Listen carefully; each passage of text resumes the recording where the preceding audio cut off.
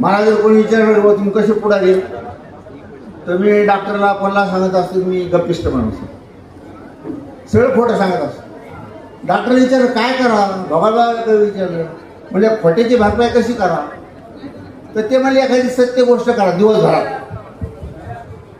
ते बॅलन्स होऊन जातं. आता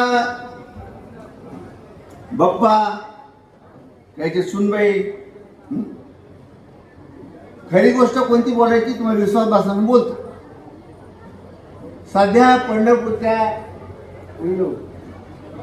वारीचे दिवस चालू आहेत.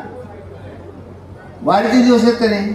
आपण जर कारण सांगितलं बाप्पा आज माझी पंगत मी नाही, तर बाप्पा काय म्हणले असते, आधी बापू ते पंढरपूरचं पहा, नंतर बघू आपण एकमेकाचे शेजारीचे.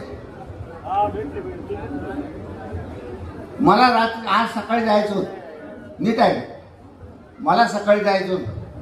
म्हणलं रात्री काय करावं, गाडी घोडी सगळं तयार करून ठेवलं. विसरी झाला तर म्हणलं बाप्पाचा कार्यक्रम होऊ द्या.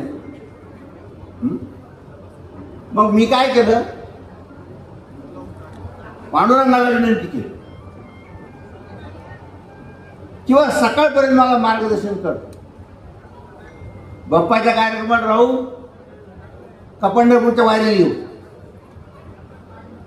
टाकून द्यायचं मी टप्प्यात त्याच्या. म्हणलं बघू. पहाटे 5 वाजले होते. पहाटे 5 वाजता हालचाली सगळ्या सुरू होतात जिकडं जिकडं. मग मला पांडुरंगाने स्वप्नात येऊन सांगितलं. ते म्हणले अरे विलास, मी इथंच उभा आहे ना हजारो वर्षापासून, तू माझी काळजी कशाला करायला. बाप्पाचा कार्यक्रम एकदाचे, बाप्पाचा कार्यक्रम कर आणि नंतर पंढरपूर.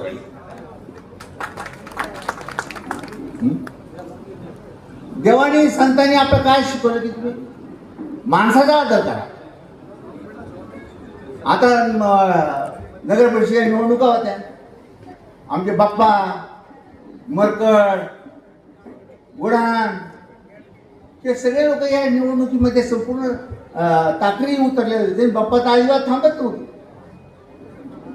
पण आपल्याला ज्याने मदत केली पाहिजे केली, त्याला आपण मदत केली पाहिजे.